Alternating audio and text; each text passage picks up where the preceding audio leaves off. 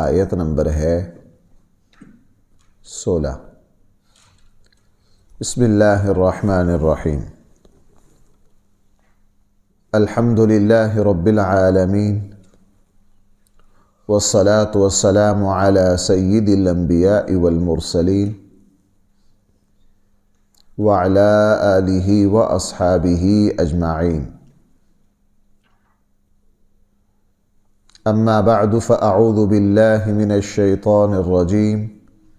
بسم اللہ الرحمن الرحیم۔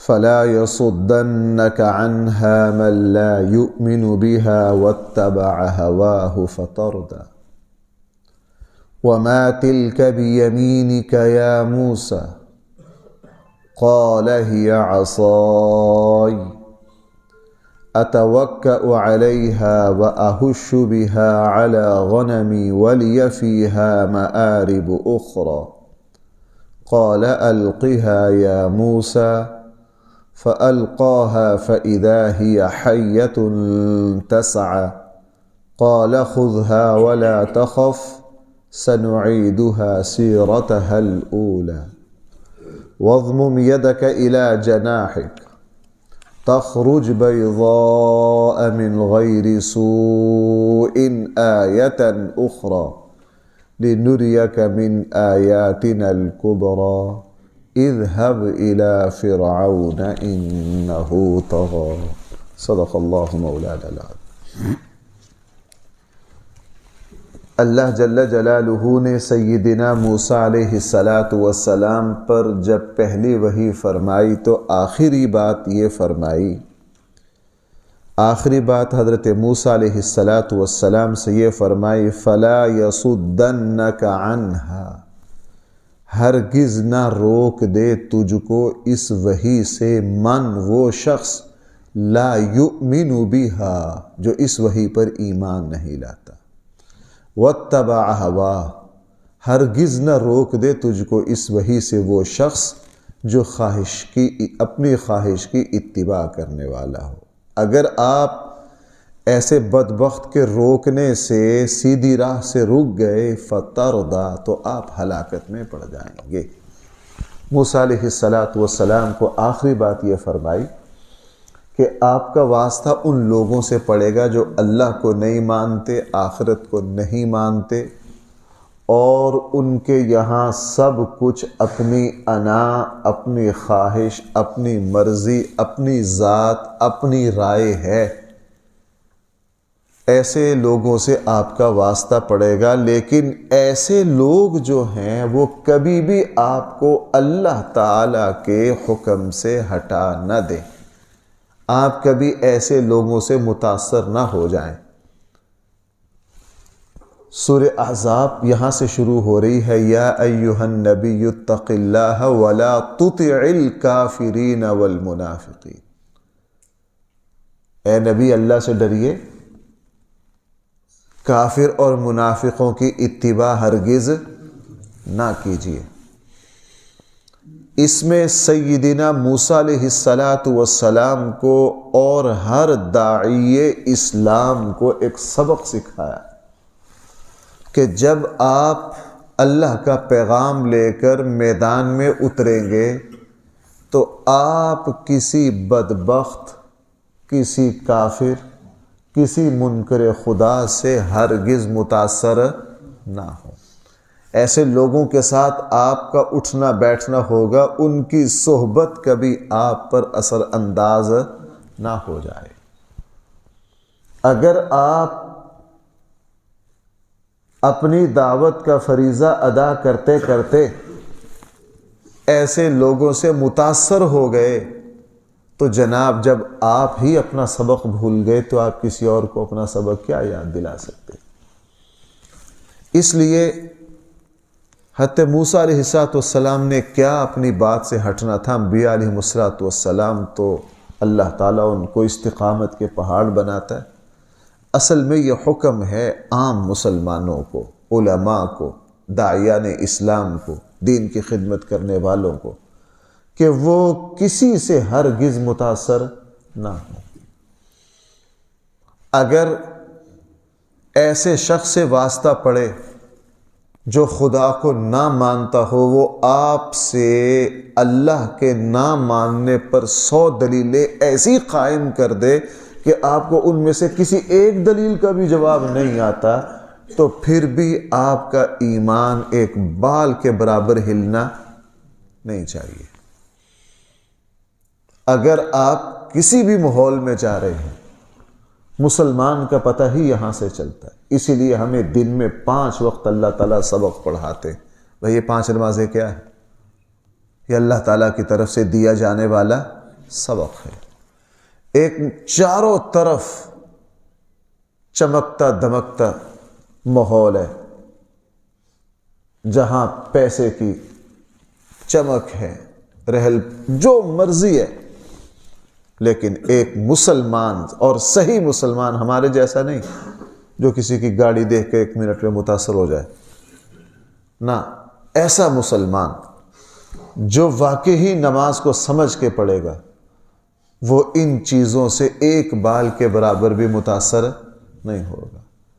اور اس میں پہلا ایک ٹیسٹ اور تجربہ تھا رسول اللہ صلی اللہ علیہ وسلم کے وہ شاگرد جو بین الاقوامی سفیر بن کر گئے صلح حدیبیہ کے بعد۔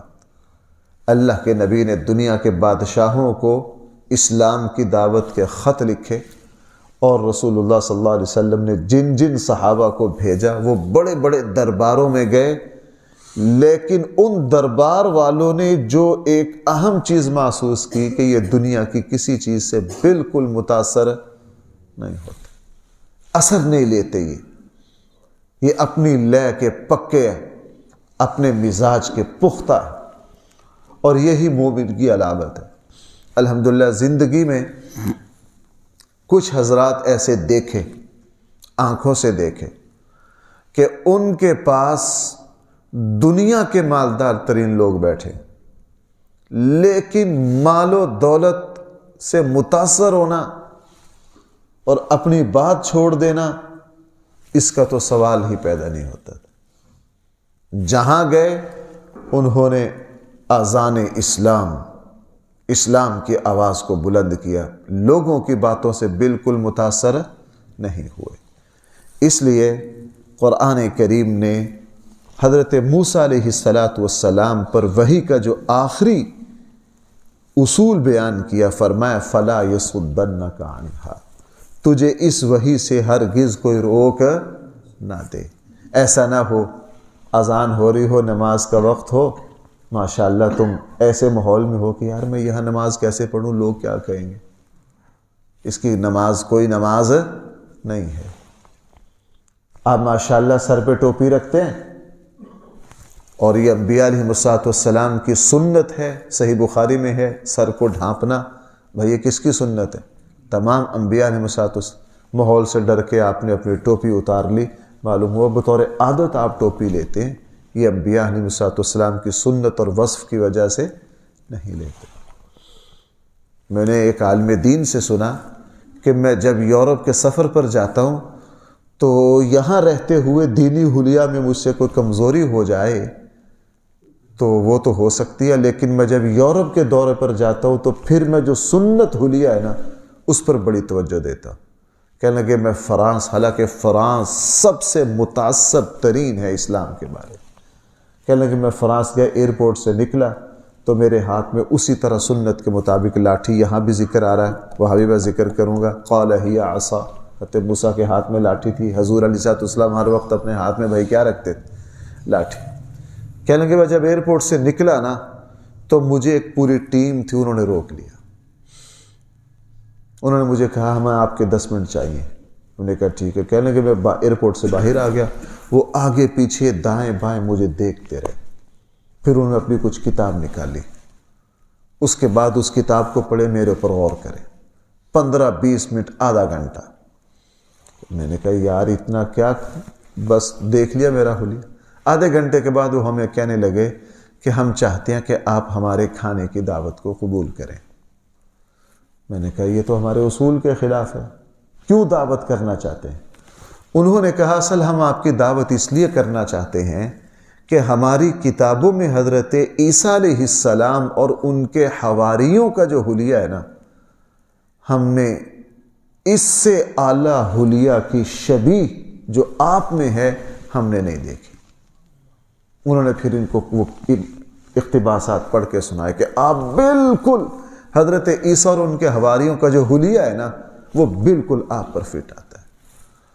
کہنے لگا جی میں نے پھر موقع کو غنیمت سمجھا، میں نے کہا جی بالکل ٹھیک ہے، میں آپ کی دعوت کو قبول کرتا ہوں۔ کہنے لگا ہم دعوت پر گئے تو انہوں نے اور بھی اپنے عیسائی علماء بلائے، وہ مجھ سے اس پر بحث کرنے لگے کہ آپ کو یہ حلیہ حضرت عیسیٰ کا ملا کدھر سے ہے، حضرت حلیہ کا یہ عیسیٰ آپ کو ملا کدھر سے ہے۔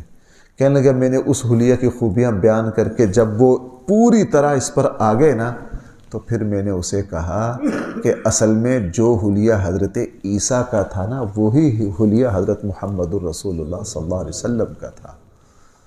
انبیاء علیہ السلام کی جو ساری روایات تھی وہ اللہ نے اکٹھی کر دی تھی ہمارے نبی پر۔ کہنے لگا اچھا آپ کے نبی کا حلیہ بھی یہ تھا؟ انہوں نے کہا ہمارے نبی نے ہی حضرت عیسیٰ کا حلیہ ہم تک پہنچایا، تمہارے بڑوں نے نہیں پہنچایا، بے ایمانی کر گئے۔ وہ عالم دین تھے، ان کو دینی علوم پر عبور تھا۔ کہنے لگا میں نے پھر دلائل سے ثابت کیا کہ حضور علیہ السلام جب معراج پر گئے تو حضرت عیسیٰ کو دیکھا، فرمایا حضرت عیسیٰ اس طرح تھے، ان کی زلفیں اس طرح تھی، ہے کہ نہیں؟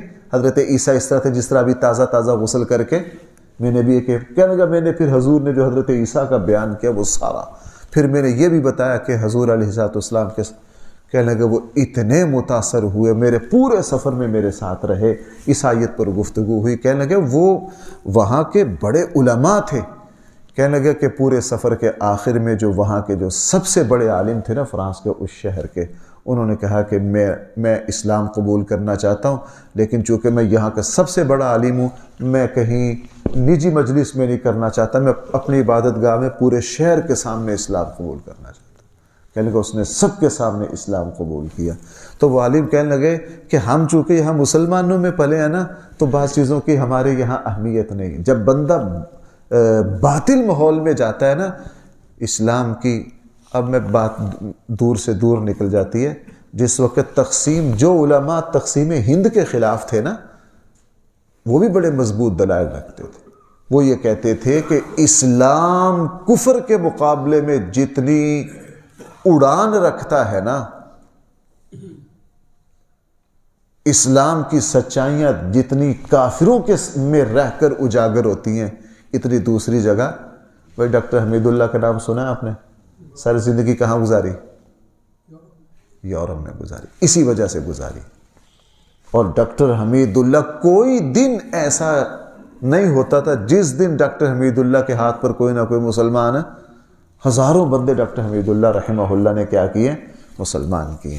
بہرحال تو قرآن میں آپ سے یہ بات عرض یہ کرنا چاہتا ہوں کہ اس آیت میں اللہ تعالیٰ نے رسول اللہ صلی اللہ علیہ وسلم کو حضرت موسیٰ علیہ السلام کی حالت حضور پر وحی ہوئی ہے، اور قرآن نے میرے اور آپ کے سامنے رکھی ہے کہ جو اسلام کا داعی ہو وہ کسی بھی ماحول سے ہرگز متاثر نہ ہو، وہ نظریاتی ہونا چاہیے۔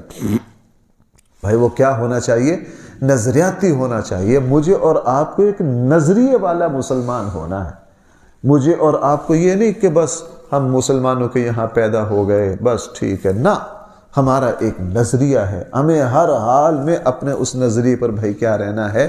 قائم رہنا ہے۔ اس لیے فرمایا فَلَا يَصُدَّنَّكَ، ہرگز تجھ کو نہ روک دیں عنہا، اس وحی سے، من وہ شخص لا یؤمن بہا، جو اس وحی پر ایمان نہ رکھتا ہو، واتبع ہوا، اور اپنی خواہشات کا پجاری ہو۔ اگر آپ نے ایسے لوگوں کی بات مان لی فَتَرْدَى، آپ ہلاکت میں پڑ جائیں گے۔ یہ وحی مکمل ہو گئی۔ اب اللہ تعالیٰ نے چونکہ موسیٰ علیہ السلام کے اوپر بڑی ذمہ داریاں ڈالی، فرعون کے پاس جانا تھا، ساری بنی اسرائیل اس کے یہاں کیا ہے؟ غلام ہے، بنی اسرائیل کو اس کی غلامی سے نکالنا ہے۔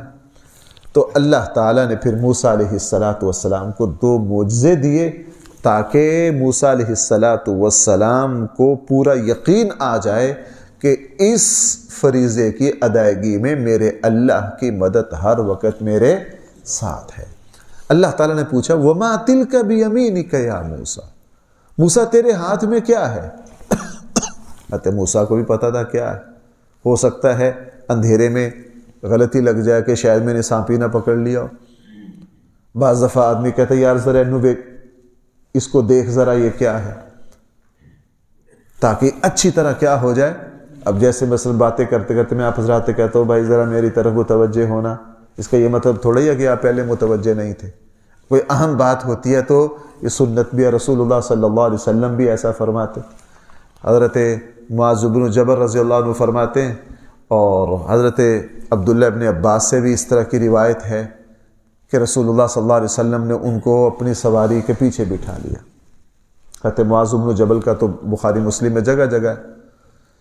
جب پیچھے بٹھا لیا، اب اکٹھے جا رہے ہیں، یوں کہہ لیں کہ حضرت معاذ کا جسم حضور کے جسم سے لگا ہوا ہے. رسول اللہ صلی اللہ علیہ وسلم نے کہا یا معاذ، حضرت معاذ نے فوراً کہا لبیک و سعدیک یا رسول اللہ، اللہ کے نبی میں حاضر ہوں فرمائیے. اللہ کے نبی چپ کر گئے. تھوڑی دیر کے بعد پھر فرمایا یا معاذ. حضرت معاذ نے پھر کہا. تھوڑی دیر تیسری مرتبہ پھر فرمایا یا معاذ. تیسری مرتبہ پھر حضرت معاذ نے کہا لبیک و سعدیک یا رسول اللہ. اب 3 مرتبہ آواز دے کے کیا کر لیا، اپنی طرف متوجہ کر لیا. حضرت معاذ سمجھ گئے کہ اللہ کے نبی مجھے بہت ہی اہم بات فرمانا چاہتے. یہ ایک طریقہ ہوتا ہے، بھائی ذرا میری طرف متوجہ ہونا، بھائی ذرا میری بات پہ غور کرنا، بھائی ذرا تھوڑی سی توجہ کرنا.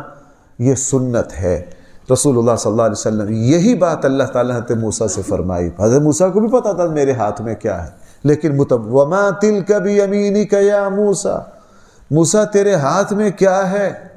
قال ہی عصا، عرض کیا میرے اللہ میرے ہاتھ میں لاٹھی ہے، لاٹھی ہے. اتوکأ علیہا، میں اس پر ٹیک لگاتا ہوں. وأحش بها علی غنمی، اور میں اس لاٹھی کے ذریعے پتے جھاڑتا ہوں اپنی بکریوں کے لیے درختوں سے. ولی فیہا مآرب اخری، اور میرے لیے اس میں کچھ اور بھی فوائد ہیں. پوری متوجہ کر لیا، دیکھو ذرا اس کو یہ کیا. اللہ تعالیٰ نے موسیٰ علیہ السلام کو متوجہ کیا. کیوں؟ اللہ تعالیٰ نے اس لاٹھی کے ذریعے 3 باتیں حضرت موسیٰ کو اسی وقت سمجھا دی. پہلی بات پیچھے آیا تھا ان الساعۃ لآتیہ، پہلی وحی میں کیا فرمایا تھا؟ ابھی آپ یہ جہاں سے میں نے آج صبح پڑھنا شروع کیے سے پچھلی آیت دیکھیے، ان الساعۃ آتیہ، قیامت آ رہی. بھئی قیامت کیسے آئے گی؟ سارے مر چکے ہوں گے، گل سڑ جائیں گے، دوبارہ کیسے زندہ ہوں گے؟ اللہ تعالیٰ نے فرمایا حقیقتوں کو تبدیل کرنا، بنجر زمینوں کو آباد کرنا، زندگیاں بخشنا. ذرا دیکھیے اپنی لاٹھی کو، دیکھ لیا. اب اس کو ذرا پھینکو زمین پر، زمین پر پھینکا، بھائی وہ کیا ہو گئی؟ سام بن گئی. ایک لاٹھی جو درخت سے کٹی ہوئی مدتیں گزر گئی، اس میں تو اب دوبارہ اگنے کی صلاحیت ہے؟ بھائی لاٹھی اگ سکتی ہے دوبارہ؟ سوال ہی پیدا نہیں ہوتا. اللہ تعالیٰ نے فرمایا قیامت آئے گی، میں سب لوگوں کو کس طرح زندہ کروں گا؟ فرمایا ذرا اپنی لاٹھی کو زمین پر ڈالو، کیا بن گیا؟ سانپ. اس کو دوبارہ پکڑو تو کیا بن گئی؟ لاٹھی. اللہ تعالیٰ نے موسیٰ علیہ السلام کو سمجھا دیا، موسیٰ قیامت میں اس طرح لاؤں گا کہ بنجر سے بنجر ہڈیوں کو جن کا وجود ختم ہو چکا ہوگا ان کو میں دوبارہ کیا کر دوں گا؟ زندہ کروں گا. دوسری بات حضرت موسیٰ علیہ السلام کو اللہ جل جلالہ نے سامنے ہی لاٹھی کا سانپ اور سانپ کی دوبارہ لاٹھی بنا کے دکھا دیا، چونکہ اس زمانے میں جادو کا بہت عروج تھا، اور اللہ تعالیٰ ہر نبی کو معجزہ اس نبی کے زمانے کے حالات کے تقاضے کے مطابق دیتا ہے. جادو کا بڑا چلن تھا، تو حضرت موسیٰ علیہ السلام سے فرمایا دیکھو میں تمہیں ایسا معجزہ دے رہا ہوں جو سارے جادوگروں کے منہ کو موڑ کر رکھ دے گا. اور ایسے ہوا 9ویں پارے میں، اور اس پارے میں آگے وہ تفصیل سے جادو کا وہ جو مقابلہ آ رہا ہے. وہ جادوگر جو تھے وہ مسلمان کیوں ہو گئے؟ 9ویں پارے میں ہے، سجدہ ریز ہو گئے، ایمان لے آئے. فرعون نے دھمکیاں بھی دی، انہوں نے فرعون کی دھمکیوں کی کوئی پرواہ نہیں کی. کیوں؟ وہ سمجھتے تھے کہ جادو نام ہے نظر بندی کا. جادوگر حقیقت سمجھ رہا ہوتا، اس کو پتہ ہوتا ہے کہ میں نے صرف کیا کی ہے، نظر بندی کی ہے. لیکن جب موسیٰ علیہ السلام نے جادوگروں کے مقابلے پر لاٹھی زمین پر پھینکی تو جادوگر سمجھ گئے کہ یہ صرف نظر بندی نہیں ہے، یہ لاٹھی حقیقت میں کیا بن گئی ہے، سانپ بن گئی. اور جب سانپ کو دوبارہ پکڑا تو کوئی نظر بندی نہیں، وہ سانپ حقیقت میں کیا بن گئی، لاٹھی بن گئی. اللہ تعالیٰ نے ایک تو عصا کا معجزہ، تیسرا فائدہ یہ تھا، اللہ جل جلالہ نے ایک لاٹھی کے اندر سے نقصان والی چیز اور نقصان سے پھر بھائی لاٹھی فائدے کی چیز تھی. ابھی موسیٰ نے بتایا مجھے یہ فائدے، اللہ تعالیٰ نے اس کے اندر سے کیا نکال دیا، وہ ایک موذی چیز ہے. اور اللہ تعالیٰ نے ایک موذی مخلوق سے پھر دوبارہ فائدے والی چیز کیا پیدا کر دی، لاٹھی. موسیٰ علیہ السلام کو کہا موسیٰ یہ میری شان ہے کہ میں خطرناک سے خطرناک صورتحال سے تمہارے لیے مفید سے مفید کیسے پیدا کر دیتا ہوں. اس سے گھبرانا نہیں، آگے فرعون ہے، اس کی فوج ہے، اس کی طاقت ہے. تمہیں یوں لگے گا کہ یہ تو مشکل مقابلہ ہے، لیکن یہ میری شان ہے کہ میں آگ کے اندر سے ابراہیم علیہ السلام کو صحیح سالم کس طرح نکال سکتا ہوں. یہ میری شان ہے کہ میں جبرائیل کے پروں کے ذریعے زمزم کا کنواں کس طرح نکال سکتا ہوں. یہ میری شان ہے کہ حضرت حاجر حضرت اسماعیل کو بنجر علاقے میں آباد کیا، میں نے اس شہر سے کیا خیریں پیدا کر دی. اس لیے ہر مسلمان کے لیے بھی سبق ہے. بعض مرتبہ ہمارے سامنے کچھ ایسے حالات آتے ہیں، بھائی ہمیں لگتا ہے کہ یہ حالات میرے لیے بہت خطرناک ہیں.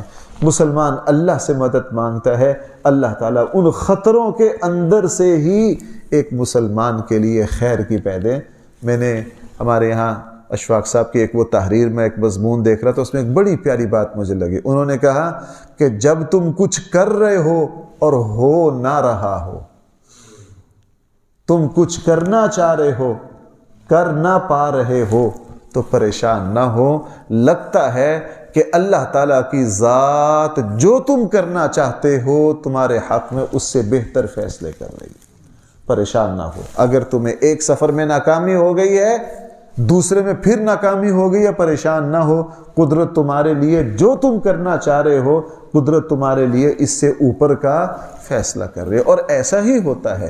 ہم سب اپنی اپنی زندگیوں میں ایسے واقعات، میں بھی اپنی زندگی میں ایسے واقعات دیکھتا ہوں، آپ نے بھی دیکھے ہیں. ہم نے کچھ کرنا چاہا ہے لیکن ہم کر نہ سکے، ہم یہ سمجھے کہ ناکام ہو گئے. لیکن جب پھر اس بیج کے اگنے کا موقع آیا تو اللہ تعالیٰ نے ہمیں اس سے بہتر کام کر کے دکھا دیا ہے. میرے بندے، تو وہ چھوٹا کام کرنا چاہ رہا تھا، میں نے تجھے وہاں ناکام کیا. کیوں؟ اس لیے کہ میں نے تیرے لیے اس سے اوپر والی نعمت، یہ لو اپنی اوپر والی نعمت. اللہ تعالیٰ نے موسیٰ علیہ السلام کو ایک فائدے والی چیز کو نقصان دینے والی چیز میں، نقصان دینے والی چیز کو ایک فائدے والی چیز میں تبدیل کر کے حضرت موسیٰ علیہ السلام کو سمجھا دیا. موسیٰ پریشان نہ ہونا، نفع نقصان کا مالک. بھائی ہجرت کی رات میں نے شروع میں حضرت موسیٰ کے واقعہ میں عرض کیا تھا کہ سورہ طٰہٰ ان حالات میں اتری ہے جب رسول اللہ صلی اللہ علیہ وسلم انہی حالات سے دو چار تھے جن حالات سے سیدنا موسیٰ علیہ السلام دو چار تھے. یہ مکہ کے مشکل ترین زمانے کی صورت ہے.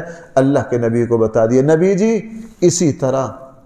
بھائی پھر ہجرت کی رات تو پھر خطرات اپنے عروج پر پہنچ گئے کہ نہیں. پوری نیشنل اسمبلی جو ہے، پورا مکہ جو ہے حضور کے قتل پر، اور سارے قبائل اتفاق کر لیا. میں بارہا بیان کرتا ہوں، وہ قبائلی نظام تھا. قبائلی جرگہ جب کوئی فیصلہ کر لے کسی قبیلے والوں سے پوچھو کہ وہ پھر جرگے کا مقابلہ کر نہیں سکتا. اور اللہ تعالیٰ نے حضرت امام الانبیاء صلی اللہ علیہ وسلم سے فرمایا، دیکھیے پھر اللہ تعالیٰ نے ان کے قتل حضور کو وہ ہجرت کا حکم دے کر مدینہ کے ذریعے اسلام کو پوری دنیا میں کیا کر دیا. وہ کچھ کر رہے تھے، اللہ تعالیٰ نے کچھ اور دکھا دیا. اس لیے یہاں یہی فرمایا، وَمَا تِلْكَ بِيَمِينِكَ يَا موسیٰ. موسیٰ تیرے ہاتھ میں کیا ہے؟ قَالَ هِيَ عَصَا. عرض کیا میرے اللہ میرے ہاتھ میں کیا ہے؟ یہ تو لاٹھی ہے. أَتَوَكَّأُ عَلَيْهَا. میں اس پر ٹیک لگاتا ہوں. وَأَهُشُّ بِهَا عَلَى غَنَمِ. اور میں پتے جھاڑتا ہوں اس لاٹھی کے ذریعے اپنی بکریوں پر، وَلِيَ فِيهَا مَآرِبُ أُخْرَى، اور میرے لیے اس میں اور بھی بہت سارے کیا ہیں، فائدے ہیں۔ یہ سلسلہ کلام چل رہا ہے۔ وَمَا تِلْكَ بِيَمِينِكَ سے انشاءاللہ اگلا درس دوبارہ شروع ہوگا۔ الحمدللہ رب العالمین، والصلاة والسلام على سید الانبیاء والمرسلین وعلى آلہ واصحابہ اجمعین۔ ربنا آتنا في الدنيا حسنة وفي الآخرة حسنة وقنا عذاب النار۔